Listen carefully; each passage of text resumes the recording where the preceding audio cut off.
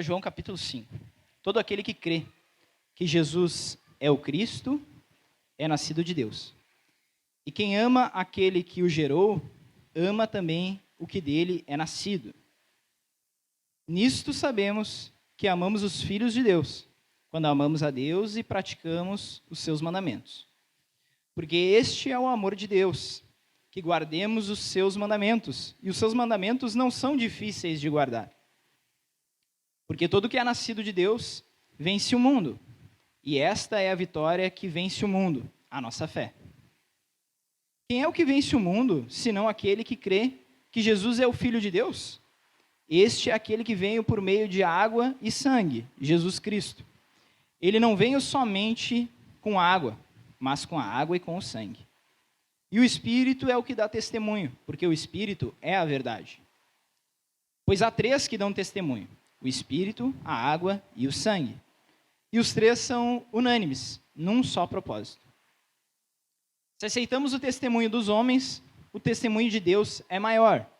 E este é o testemunho de Deus, que ele dá a respeito de seu Filho. Aquele que crê no Filho de Deus tem nele esse testemunho. Aquele que não dá crédito a Deus faz de Deus um mentiroso, porque não crê no testemunho que Deus dá a respeito de seu Filho. E o testemunho é este, que Deus nos deu a vida eterna, e esta vida está no seu Filho. Quem tem o Filho tem a vida. Quem não tem o Filho não tem a vida. Bem, vamos orar? Muito obrigado, Senhor Deus, pela Tua palavra.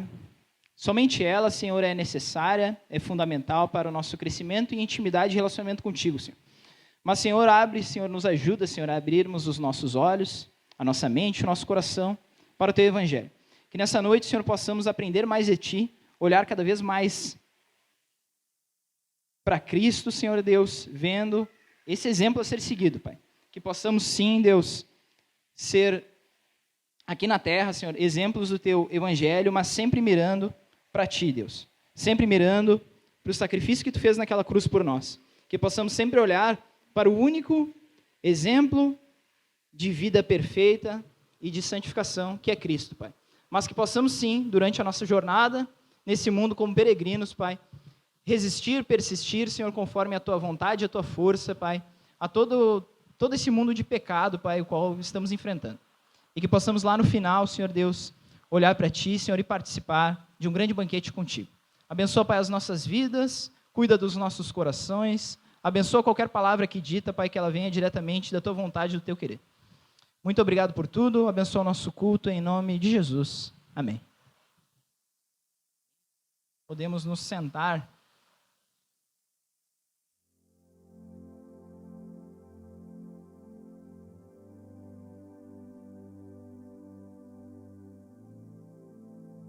A gente está dentro dessa série Contrastes, né? Agora a gente já está se encaminhando para o final dessa série. Uma série aí que eu acho que a gente está no 10º episódio. 10º ou 11º.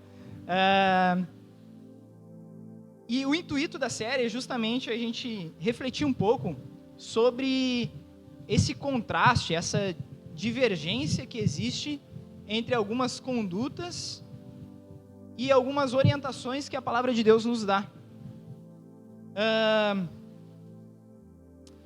E o intuito sempre da igreja aqui tem sido a gente crescer no Evangelho, a gente crescer em conhecimento da palavra, mas a gente crescer também em prática da palavra, né? Até brinquei ontem com os homens aqui que, por mais que eu seja professor, o que eu comento com os alunos é que a prática ela é importantíssima. Mas, aliás, a teoria ela é importantíssima. A teoria, a parte técnica, né? Livros, intelecto, essa parte teórica, ela é muito importante. Mas se não tiver um objetivo prático, de nada ela adianta.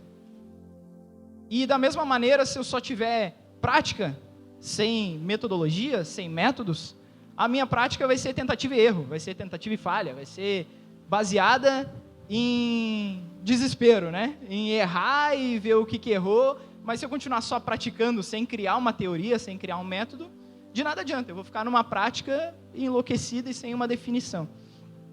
E dentro dessa série, a gente tem aprendido que a principal prática que a gente pode aplicar de contrastes é a primeira frase que o Jader falou no primeiro episódio da série, que tudo o que cremos e praticamos reflete se estamos na luz ou nas trevas. Mas é interessante que nessa semana eu vi uma frase do John Piper que fez um contraste com essa frase, com essa frase que tu usou no primeiro episódio, né?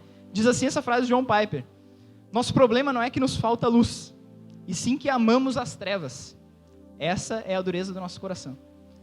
Então, a gente vai se esforçar para crer e praticar o que reflita a luz, mas o nosso coração pecaminoso, ele acaba sempre amando as trevas, e a gente tem que fugir disso. A gente tem que correr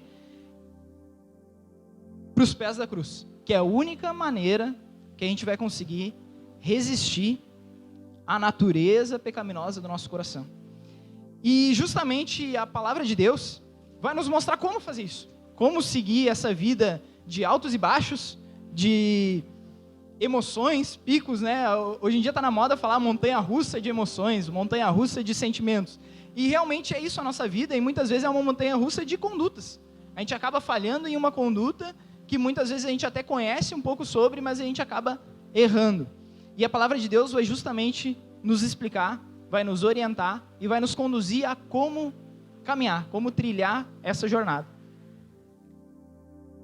Antes da gente retomar a palavra, queria falar um pouco sobre alguns conceitos da época, né? E até, para mim, foi interessante, assim, pegar justamente esse capítulo 5, que o outro capítulo que eu havia ministrado aqui, vai muito de encontro com o que é, digamos assim, recapitulado aqui por João. Mas vamos entender um pouco esse contexto. Não o contexto histórico, mas alguns conceitos, né? Naquele tempo, os sacerdotes e os fariseus, eles achavam que Jesus era um impostor. Outros achavam que Jesus era um religioso fanático.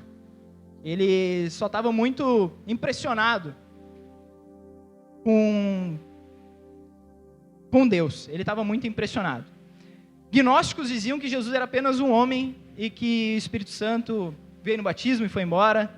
Ário de Alexandria dizia que Jesus foi a primeira criação e pronto, somente isso. E uma coisa importante aqui, até tempo atrás eu estive falando com um amigo e a gente estava conversando um pouco sobre curso de teologia e alguns cursos que a gente vê na internet, e a gente via que alguns no escopo lá falavam muito sobre outras doutrinas. E uma coisa eu percebi que é muito importante. É importante sim a gente conhecer um pouco sobre outras doutrinas, até para a gente orientar as pessoas, até para a gente tirar dúvidas nossas muitas vezes também e afirmar mais a nossa fé na doutrina do cristianismo. Mas muito mais importante do que isso é a pergunta que eu me deparei, que é a seguinte: para nós, quem é Cristo? Essa pergunta ainda é mais importante do que eu conhecer todas as doutrinas que existem no mundo. Essa pergunta ainda é mais importante do que eu saber de ponta a ponta tudo que aponta para Cristo na Bíblia. Todos os indícios de Cristo na Bíblia. São importantíssimos. Mas de nada adianta essa teoria sem a prática do meu coração saber quem Jesus Cristo é para mim. Individualmente para mim. Como que Cristo fala na minha vida, quando eu acordo de manhã, quando eu vou dormir, quando eu saio para trabalhar, quando eu saio para estudar, quando eu vou passear com as minhas filhas, quem é Cristo na minha vida? E o verdadeiro cristão, ele precisa ter a certeza de que Jesus Cristo é Deus. E aqui João, ele vai evidenciar e mostrar para nós vários pontos importantíssimos para a comunidade cristã daquela época e para a nossa realidade também no hoje, de quem é Jesus Cristo, para a gente ter certeza disso. Então, retomando o nosso texto, versículos 1, 2 e 3, retomar essa leitura. Todo aquele que crê que Jesus Cristo é nascido de Deus, e quem ama aquele que o gerou, ama também o que dele é nascido. Nisso sabemos que amamos os filhos de Deus, quando amamos a Deus e praticamos os seus mandamentos.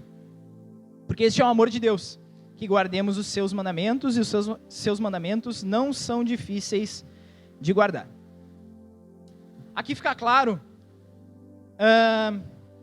para todas as pessoas, independente se cristão ou não, o objetivo intuito desse texto é começado falado sobre todo aquele que crê em Jesus, mas é praticamente uma explicação. Então esse texto não serve somente para quem crê em Jesus. Ele está falando amplamente para um público que pode não acreditar nisso, mas ele está explicando que aqueles que creem em Jesus, quais são as atribuições ou como funciona isso. Ele vai praticamente respondendo. Vocês vão ver que todo esse trecho que a gente leu, ele fica nesse vai e volta. Ele faz uma pergunta e ele responde, ele às vezes responde com uma pergunta, ele às vezes questiona e deixa uma reflexão, mas é sempre nesse vai e volta. Faz isso, acontece aquilo. Faz outra coisa, é isso. A gente deve fazer, sabemos. Vocês vão ver que a palavra sabemos em toda 1 João aparece várias vezes. Sabemos. Então isso é recorrente. E aqui fica uma coisa importante, principalmente do primeiro versículo.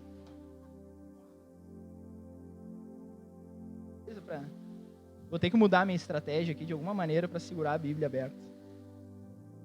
Acho que vai dar certo, vamos ter fé.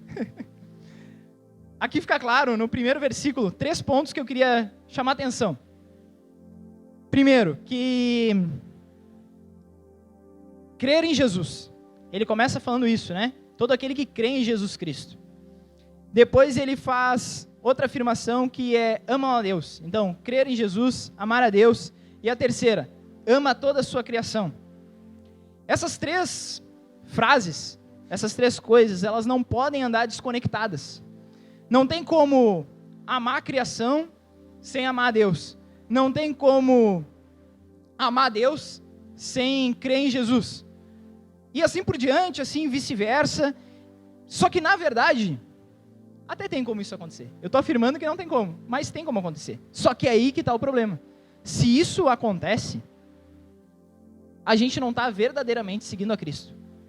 Porque é claro e bem objetivo, todo aquele que crê em Jesus Cristo é nascido de Deus. E quem ama aquele que o gerou, também ama o que dele é nascido. Então não tem como eu amar a Deus sem eu amar Cristo, que foi Deus mesmo quem criou. E assim a gente vai seguir para frente. Nisso sabemos que amamos os filhos de Deus. Então não tem como eu amar a Cristo e também não amar os filhos de Deus e assim por diante. A gente tem que amar toda a criação de Deus. E esse amar a criação, a gente está falando aqui, não que eu devo ser aquele coaching gospel, que, meu querido, eu estou me libertando disso, né? Meus queridos, vem cá, amorzinho, e aquela coisa. Isso não é sinônimo de amor, isso é sinônimo muitas vezes de querer agradar. Porque às vezes eu amo o meu irmão, que eu não quero magoar ele, eu não quero falar uma verdade para ele. Claro que a gente não pode ir para o extremo também do sincericídio, né? E matar sonhos, na verdade, né? A gente tem que equilibrar.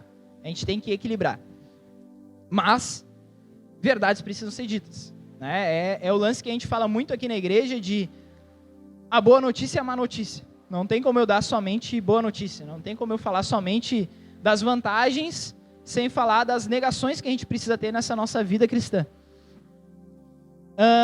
E seguindo adiante, no versículo 2, é explicado um detalhe de como evidenciar, como mostrar esse amor, né?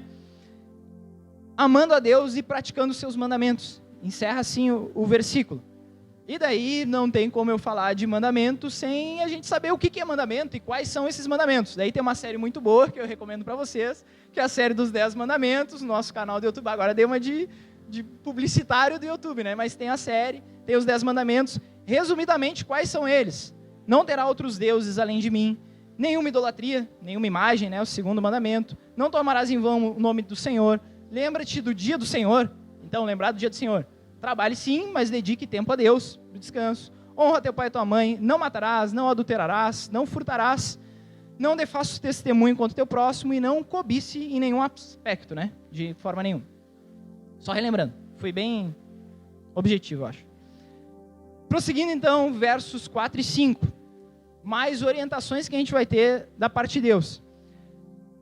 E não vou começar agora aqui a falar, não é a ideia culto de prosperidade, não vou começar a jogar um monte de versículo falando somos mais que vencedores, Deus luta conosco contra os inimigos e tal, esses jargão que Porque é um versículo que às vezes é usado dessa maneira, infelizmente, que vai falar sobre vencer o mundo e a vitória e tal, mas não é por aí, tá? Fiquem tranquilos que eu não vou puxar essa linha aí, tá? Vamos ler a Bíblia e interpretar ela juntos, tá? Porque todo que é nascido de Deus, verso 4, todo que é nascido de Deus vence o mundo. Se eu parasse até aqui, eu podia agora começar com a prosperidade, né? Mas a Bíblia ela continua e diz assim: e esta vitória é a que vence o mundo. 2 pontos. Que vitória é essa que vence o mundo? A nossa fé. É a nossa fé que vence o mundo. Não é o dinheiro, não é o carro, não é o sucesso profissional, intelectual, não é o sucesso familiar. Não é isso que vence o mundo. É a nossa fé. Verso 5. Quem é o que vence o mundo, senão aquele que crê em Jesus e é o Filho de Deus? Então ele está praticamente nos explicando com uma pergunta. Praticamente nos explicando que fé é essa? Que quem vence o mundo é quem crê no Filho de Deus. Na verdade, quem venceu o mundo, primeiramente, foi Jesus. E ele nos dá essa possibilidade de participar desse banquete com ele, se deleitar aos pés dele, e também vencer sim, mas não vencer aos olhos do mundo, mas sim vencer aos olhos da Bíblia. Verso 4, só recapitulando, está nos falando sobre nascidos de Deus. Ele não está falando... Antes ele falou nos primeiros versículos sobre o crer em Jesus. Agora ele está falando aqui no nascido de Deus. Mas o que é esse nascido de Deus? Se eu já acredito. E eu vou dizer para vocês, muitas pessoas acreditam em Jesus. Tem muitos historiadores que acreditam em Jesus imensamente. Acreditam no que aconteceu, nos fatos, na história. Tem alguns cientistas que acreditam em Jesus. Mas aqui quando ele fala em nascido de Deus, e só para a gente não misturar, tem um versículo lá em Jeremias, capítulo 1, verso 5, que vai dizer que antes de formá-lo no ventre materno, eu já o conhecia, e antes de você nascer, eu consagrei e constituí profeta às nações.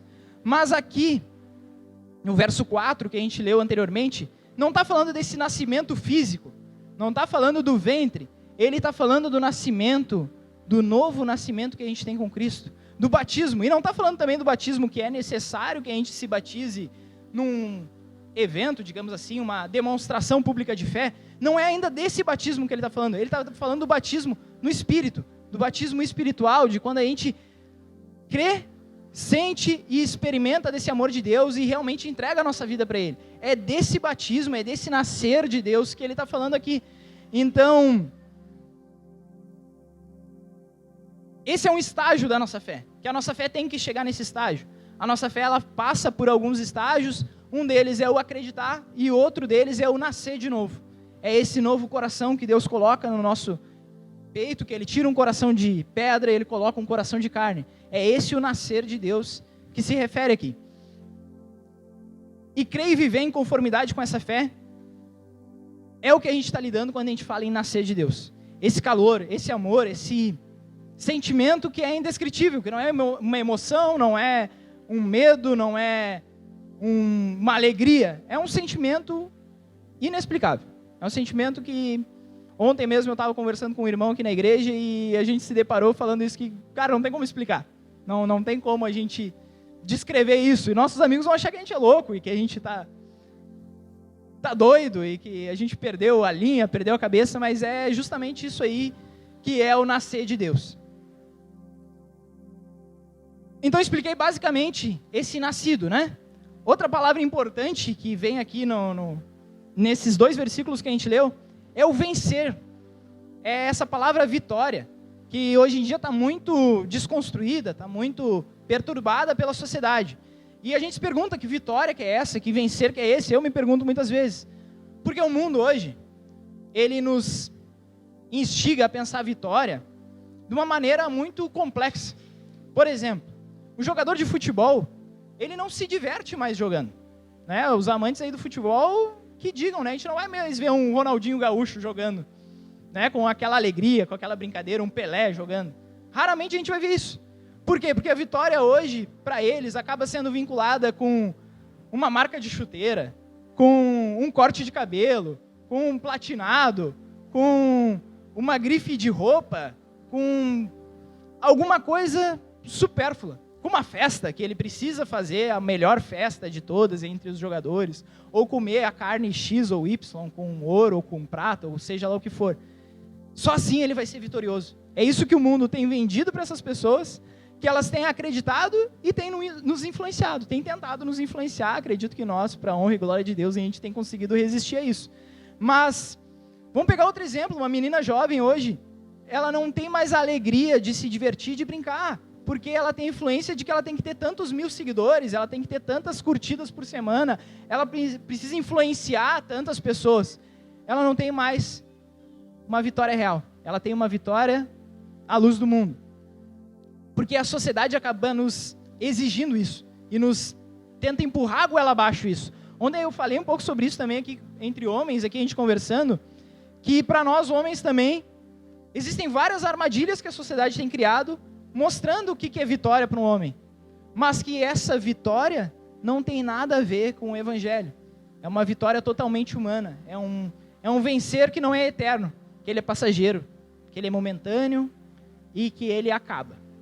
E muitas vezes ele acaba não só de acabou essa alegria momentânea, mas às vezes ele acaba com uma família, às vezes ele acaba com um lar, às vezes ele acaba com uma igreja, às vezes ele acaba com uma região. Infelizmente, essas vitórias que a gente tem visto à luz do mundo, cada vez mais nos distanciam de Cristo e da obra dele. Mas o que é esse tema? Por que eu puxei essa história de vitória aqui nesse texto? Porque, na verdade, quando a gente começar a prosseguir, a gente vai ver que o que levou o mundo a pensar dessa maneira foi o pecado. O pecado gerou no mundo uma realidade adversa, uma mentira que o povo tem acreditado. E cada vez mais os valores principais do evangelho acabam sendo corrompidos. Mas e como vencer o mundo? Como vencer o mundo? O versículo também vai nos explicar isso, que o único que venceu o mundo foi Cristo, através da trajetória dele, morte, ressurreição, ascensão. Ele nos convida a participar de um banquete com ele. Então essa é a vitória eterna que somos chamados a experimentar. Então essa é a vitória eterna. Isso tem que ficar firme na nossa mente, isso tem que ficar claro para nós, que não é a vitória do mundo. Eu até brinco às vezes lá, até com os alunos, que vitória não tem a ver com um carro importado, não tem a ver com um cara chegar daqui 10 anos lá, uma pessoa que passou comigo, que teve um tempo comigo, chegar com um Porsche na minha frente, estacionar, vir me cumprimentar. Eu vou ficar muito feliz se um dia eu ver isso com qualquer pessoa. Vou ficar feliz, mas não totalmente feliz. E pode ser que uma pessoa chegue puxando um carrinho de papelão e eu conversando com a pessoa, eu fique mais feliz do que aquele cara que encostou um Porsche do meu lado. Pode ser que isso aconteça. Pode ser que isso aconteça. Não tem como a gente comparar uma vitória financeira com a verdadeira vitória que é estar andando com Cristo. Mas e como que a gente faz isso? E daí João ele faz uma provocação, no meu ponto de vista, no verso 5. Que eu esperava uma resposta, quando ele fala ali de vitória, quem vence a vitória é a nossa fé, que a vitória que vence o mundo é a nossa fé. Ele traz no versículo 4, e eu quando li o versículo 4 eu esperei assim, no versículo 5 vai vir agora a explicação de como exercer essa fé, de o que é essa fé. E não, ele vem com uma pergunta: quem é o que vence o mundo? Senão aquele que crê em Jesus, que Jesus é o Filho de Deus. Então essa pergunta ela é autoexplicativa, porque ele já está falando que quem vence o mundo, senão aquele que crê que Jesus é o Filho de Deus. Então essa pergunta mesmo vai nos explicar que é a única maneira. E parece simples, né? Parece simples, é só fazer isso, beleza, é tranquilo. Só que com todos os desafios e ofertas que o pecado instigou o mundo a criar, fica difícil. E cada vez mais a nossa fé ela se torna uma prática complexa e cheia de armadilhas. Tem até um louvor que fala sobre isso, né? Que o bem que eu tento fazer eu não faço, mas o mal que eu não quero, esse sim acabo cometendo, né? Justamente por causa do nosso coração pecaminoso e por causa de todas essas ofertas que o próprio pecado cria no mundo e nos instiga a participar. mas que a gente seja abençoado por Deus, fortificado pelo Espírito Santo, inspirado por Cristo, para prosseguir com algo que Paulo fala em 2 Timóteo, capítulo 4, combatendo o bom combate, acabando a carreira e guardando a fé. Que a gente consiga perseverar nisso. Mas como que a gente vai perseverar nisso? Olhando para nós, pecadores e errôneos, por mais que a gente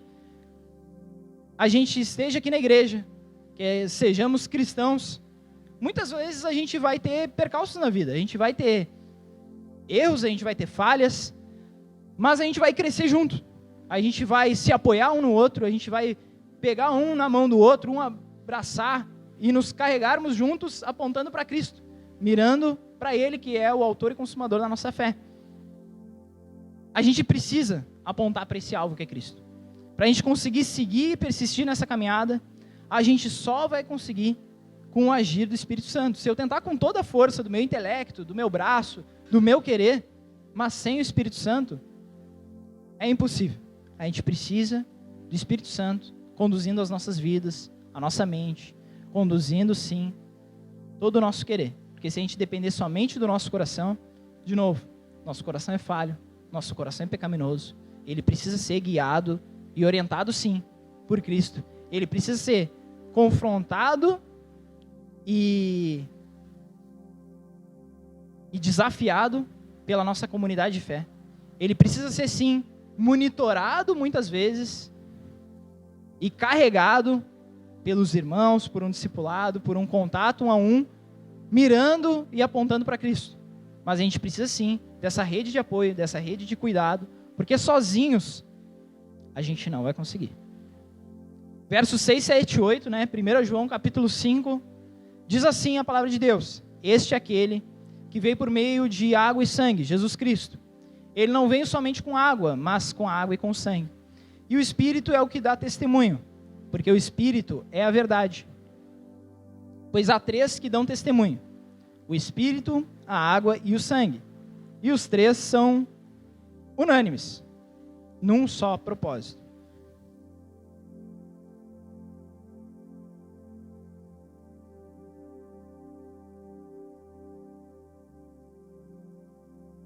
Aqui a gente precisa entender algo muito específico.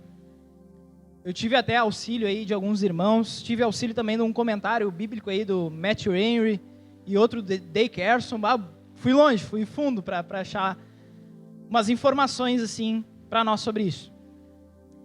O que eu percebi com essas orientações e com esses estudos?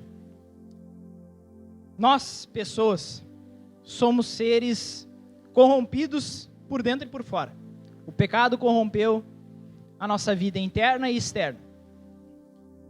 Por dentro pelo pecado e por fora por atitudes pecaminosas, por ações que a gente toma por intermédio desse nosso coração pecaminoso. A gente acaba expondo o nosso pecado. E a limpeza interna do nosso ser só pode ser feita através de Cristo.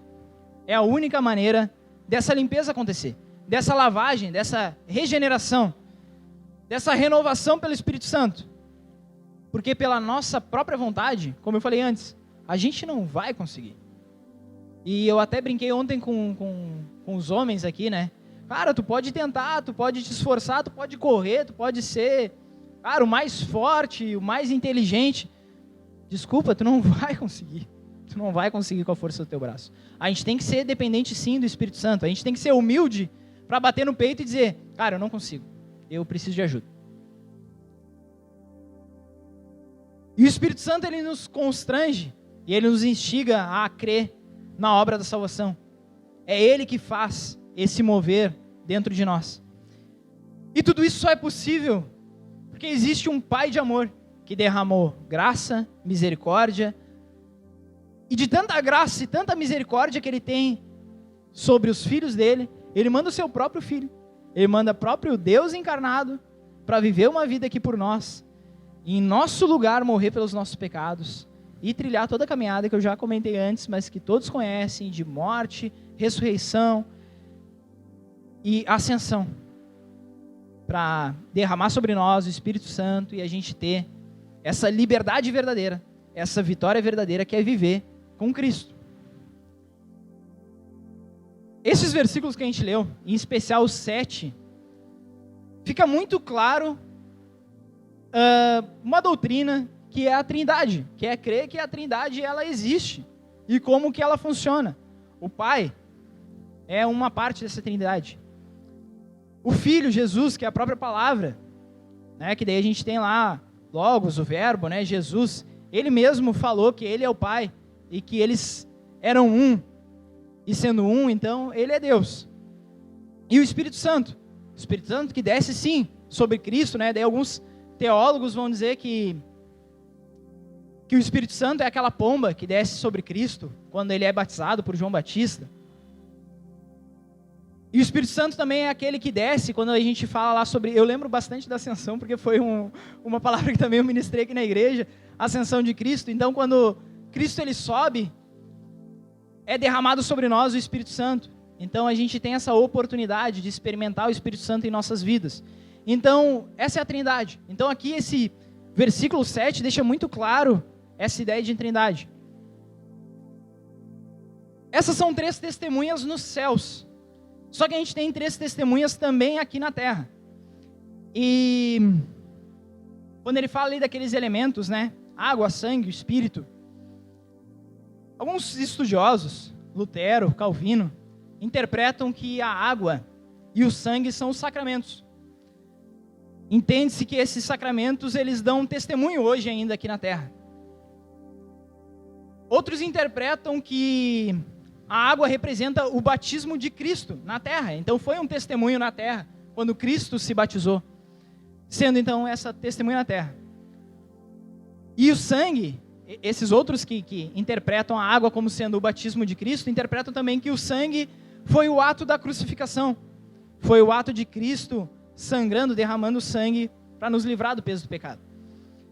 Só que o que fica evidente aqui, não vou entrar nesses detalhes mais teológicos, mas eu quero entrar no detalhe aqui do nosso coração, do que o nosso coração, como filhos de Deus, tem que entender. Que existem sim esses 3 testemunhos nos céus, Pai, Filho, Espírito Santo, e que existem sim 3 testemunhos importantes na terra, que são a água e vinho e o Espírito, que a gente só consegue exercer e identificar e crer nesses testemunhos através, por intermédio do Espírito Santo. Se fosse com a minha força, com a minha vontade, eu não ia conseguir. E o principal, o que esses testemunhos querem testemunhar, né? Se a gente ficar só também nesse lance mais interpretativo quais são esses testemunhos, mas o que eles querem testemunhar, para o que eles querem apontar? Eles querem apontar para uma frase que vai vir no final dessa leitura, que quem tem o Filho tem a vida. Essa frase eu acho que mais importante para mim de toda essa explanação. Quem tem o Filho tem a vida. Se a gente não tem o Filho, a gente está vivendo numa vida de pecado. Se a gente está vivendo uma vida de pecado, o salário do pecado é a morte. Então a gente não está tendo vida, a gente está tendo morte. A gente está caminhando num precipício. A gente está caminhando em direção a um precipício, vendado e sem nenhuma orientação, sem ouvir ninguém. A gente está caminhando naquele sentido. Só no momento que a gente tem o Filho, que a gente tem a oportunidade de desviar desse caminho que está nos levando para um precipício. E a grande advertência vem do verso 9 ao 12, que vai dizer assim a palavra de Deus: se aceitamos o testemunho dos homens, o testemunho de Deus é maior. E este é o testemunho de Deus, que ele dá a respeito do seu Filho. Aquele que crê no Filho de Deus tem nele esse testemunho. Aquele que não dá crédito a Deus, faz de Deus um mentiroso, porque não crê no testemunho que Deus dá a respeito do seu Filho. E o testemunho é esse, que Deus nos deu a vida eterna, e esta vida está no seu Filho. Quem tem o Filho tem a vida. Quem não tem o Filho de Deus, não tem a vida. Vamos ler mais uma vez o 11 e o 12. E o testemunho é esse, que Deus nos deu a vida eterna. E esta vida está no seu Filho. Quem tem o Filho tem a vida, quem não tem o Filho de Deus não tem a vida. Nada pode ser mais absurdo numa vida cristã do que duvidar da verdade do cristianismo. Enquanto o mundo segue conselhos humanos, segue orientações humanas, segue homens, exemplo de homens, com uma certeza e um orgulho inabalável, porque se tu chegar hoje para alguém e disser que ele não precisa cortar o cabelo que nem o do Neymar, tu vai arranjar uma briga. Se tu disser para alguém que ele não precisa ir em todos os jogos do Grêmio desse ano, tu vai arranjar outra briga. Não é errado ir num jogo do Grêmio, não é errado cortar o cabelo, fazer um degradê, não é errado isso. O errado é a gente idolatrar isso e muitas vezes não abrir mão disso pela palavra. Ou seja, a gente barganhar isso com Deus. A gente barganhar que não, hoje eu estou nisso, amanhã eu estou em Deus. Hoje eu estou preocupado com isso, amanhã eu estou preocupado com a minha vida devocional. Então, isso que não pode existir. E em contrapartida, nós, cristãos verdadeiros, a gente não tem essa conduta inabalável de orgulho. A gente não tem. A gente tem que ter, na verdade, uma culpa e uma miséria e nossa necessidade de um Salvador, sim. A gente tem que perceber, sim, eu sou pecador. Eu erro, eu falho e eu não vou conseguir sozinho perseverar nessa vida cristã, senão por intermédio de um Salvador, que é suficiente para me livrar do peso da condenação e da morte do pecado. Só Ele vai me livrar disso. Só Ele. Não vai ser uma conduta mundana que vai me livrar desse peso. Não vai ser uma conduta mundana que vai me levar para a vida eterna. A única conduta que vai me levar para a vida eterna é a conduta de andar nos caminhos com Cristo. É a única conduta. E Ele é suficiente, sim, para todas as nossas necessidades e circunstâncias. Espirituais, emocionais, dúvidas, anseios. Ele é suficiente. Mas, de novo, isso não torna a nossa caminhada fácil ou simples. A gente precisa, sim, resistir àquilo que eu falei, que é o nosso próprio coração pecaminoso. Que existe, sim, uma força carnal, que a gente tem que lutar todos os dias. E existe, sim, um mundo com várias ofertas e que muitas vezes eu penso assim, não, mas isso aí não me abala, isso aí não muda a minha conduta. Mas o mundo cada vez mais tem novas estratégias e que vem tentando o nosso coração e a gente tem que estar cada vez mais prostrados aos pés da cruz para conseguir resistir esse mundo. E ainda existe também potestades malignas que vão atormentar sim a nossa vida e a gente precisa de Cristo para resistir. A gente precisa encontrar força na nossa fé em Cristo, é o que diz o versículo 10. A gente tem esse testemunho, porém se a gente não crer nesse testemunho, se a gente não acreditar no mínimo nisso, nessa prova de existência de Deus, a gente torna ele um mentiroso. E que testemunho que é esse? De novo vem a resposta no versículo 11. Ele é quem nos deu a vida eterna, através do Filho, através de Cristo, enviando Ele para morrer por nós. E ainda mais, que a gente não ia conseguir, mesmo se Cristo tivesse morrido por nós, mas não tivesse derramado do Espírito Santo, a gente não ia conseguir acreditar, mesmo se a gente visse fisicamente toda a obra de Cristo, sem o Espírito Santo, a gente não ia conseguir acreditar. Que muitos viram e não acreditaram. Então a gente precisa desse intermediador, que é o Espírito Santo, que nos convence dessa obra. Somente Ele que nos convence dessa obra. Irmãos, esse texto falou muito comigo, individualmente. Refleti algumas vezes sobre isso. E queria concluir com vocês somente algumas aplicações reflexivas. Não quis trazer nenhuma reflexão pontuada. Tiveram várias, eu sei. Conforme a gente vai conversando aqui, falando, várias coisas vão entrando na nossa mente, a gente vai refletindo. Mas a principal delas, para resumir, se você tem o Filho, você tem a vida. Só que não é uma vida qualquer, não é uma vida corriqueira, não é uma vida que amanhã ou depois ela pode acabar inesperadamente. É uma vida eterna. Isso que o Filho quer nos trazer. Isso que Cristo quer nos trazer. Então, se você tem o Filho, você é herdeiro de Deus. Se você tem o Filho, você é co-herdeiro dele com Cristo. Se tu tens o Filho, tu tens a salvação. Se tu tem o Filho, Tu tem tudo o que Deus preparou desde a eternidade. Lembra aquele versículo que eu trouxe, que Deus preparou tudo desde o ventre da tua mãe, mas tu só tens isso se tu crer no Filho. E esse tudo que eu falo, eu vou ter que bater de novo nessa tecla. Não tem nada a ver com bens, com saúde, com patrimônio, com seja lá o que for que às vezes o nosso coração está tentado a buscar. Não tem nada a ver com isso. Não tem nada a ver com isso. Mas sim com aquela vitória eterna, a qual ninguém, além de Cristo, pode nos dar. A vitória de paz no nosso coração, de que um dia sim, a gente vai se encontrar com Ele, a gente vai se encontrar com os filhos verdadeiros de Deus, a gente vai se encontrar eternamente, sem problemas, sem adversidade, sem esse mundo que nos instiga e nos dificulta essa caminhada de fé. Somente através de Cristo. Vamos orar? Muito obrigado, Senhor Deus, pela Tua palavra. Muito obrigado, Pai, porque Tu és suficiente, Senhor. Tu és suficiente, Tu és muito mais do que poderíamos pensar, imaginar, querer ou sonhar, Deus. Tu fez uma obra completa, Senhor, pelas nossas vidas, mesmo sem a gente merecer nada, mesmo com todos os nossos erros e falhas que o Senhor já previa, mesmo assim o Senhor ainda enviou o Seu Filho, que é o próprio Deus, que se fez carne nesse mundo, viveu e venceu sim esse mundo, venceu a morte também, ressuscitou, ascendeu junto com o Pai, Deus, e derramou do Seu Espírito Santo para habitar em nossos corações. Muito obrigado, Deus. A gente não merecia isso, mas Tu fizeste essa obra completa.